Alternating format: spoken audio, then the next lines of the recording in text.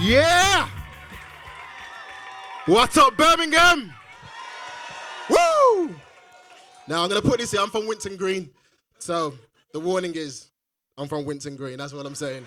That's all I'm going to say. We got a thing in Winton Green. We don't get into fights, but we make some noise, don't we? You know?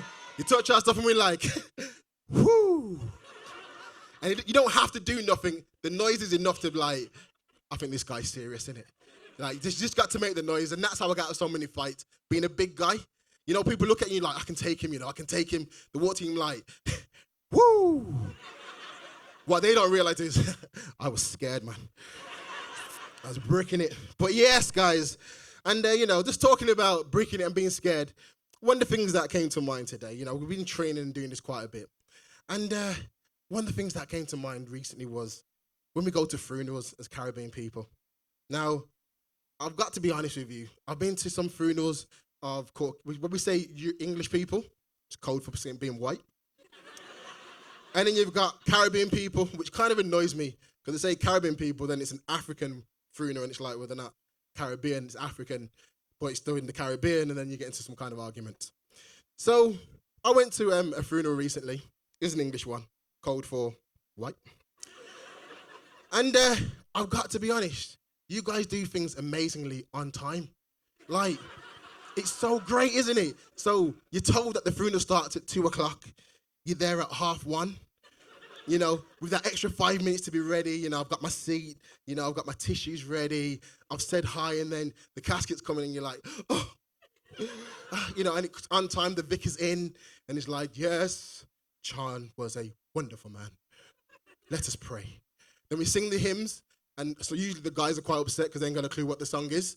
So they're just humming away like, Lord, Lord, and amen. And then it's done, you know what I mean? And then you just go to the grounds, the body's in, and then you walk away. Now, when you walked away, I'm going to be honest with you, I was a bit concerned. I was like, they're just walking away like, now in black funerals, you bury that person. You know what I mean? Like, make sure they ain't coming out. You know what I mean?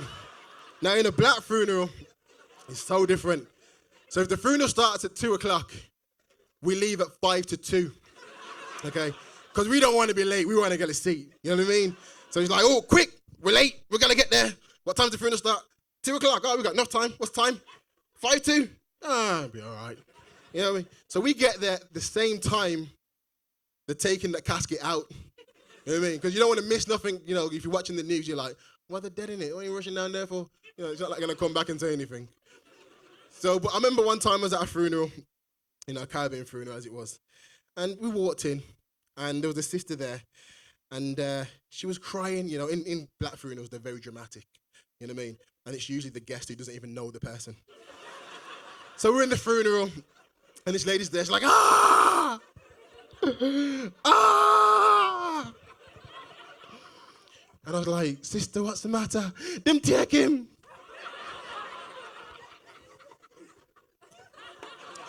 Them take him. And they're like, they take who? Them take Brother James. I was like, Brother James is a great guy. She's like, yes. He's a wonderful man. Yes. He's sitting right next to you.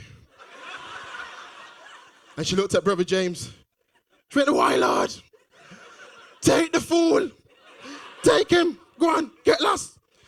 And it's a shame. I like Brother James. He used to give me £1. So, this funeral, as the funeral goes on, and it's very different. The preacher preaches like he's trying to convert you very hard in the funeral. I don't know if you've been to a Caribbean funeral before, but you're there to kind of pay respects. And he's like, you don't want to be like this person in the casket. You don't want to go down to the pits of hell. They always do that little dance. I thought it was because it looked very kind of religious.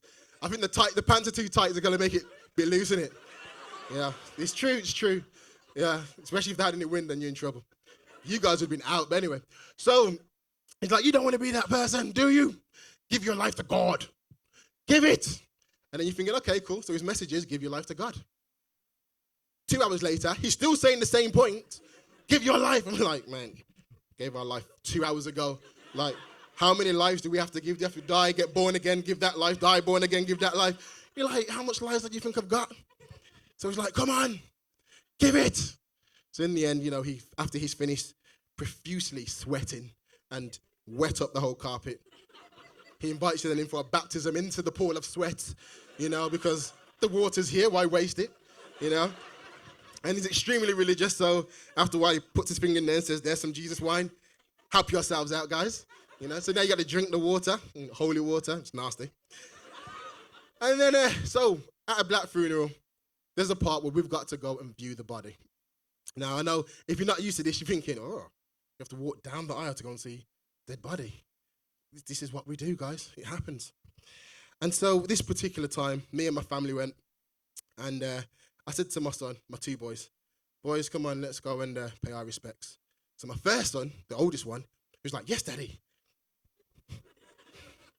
Why is he so excited to go and see a dead body? We've got to start watching CBBS, because I think Postman Pat's doing something pretty dodgy. You know what I mean? He's not worried at all, you know what I mean? And then my second son stands up, which is quite impressive because he was a baby, can't even walk. So he stands up and he looks at me and I look at him and I'm thinking, okay, what's going on there? And then he hunches over and looks at me. Was that intimidating then? He wasn't it? Even I was like, woo! I was nervous. And so I've looked at him and he's like, son, come on. And then he looks at me with his eyes wide open and his teeth start showing. And again, I was impressed because he had no teeth. So the thing going through my head was, who is this boy belong to? But he has my eyes and he has my nose. And I don't want to go and join the car, so I got to claim him. So he looks, and like a scene from Planet of the Apes, he goes, no. No. No. No. No. No. No. No. Sister Joyce is like, take him, Lord, take him, Lord, take him, Lord. The pastor's like, yes, yes, yes. I was like, dude, aye. And as black people, as black parents should say, we don't like being embarrassed, do we? No, just parents in general, but Caribbean parents, we make sure we set that if you're going to mess up, you're in trouble. So as my son's running around the funeral place or the church screaming, no, no, I looked at him, he looked at me, grabbed him by the hand, put him right in front of me, and went, whoo. Guys, I'm Germaine, you've been excellent, thank you. Let's hear for that guy, Germaine.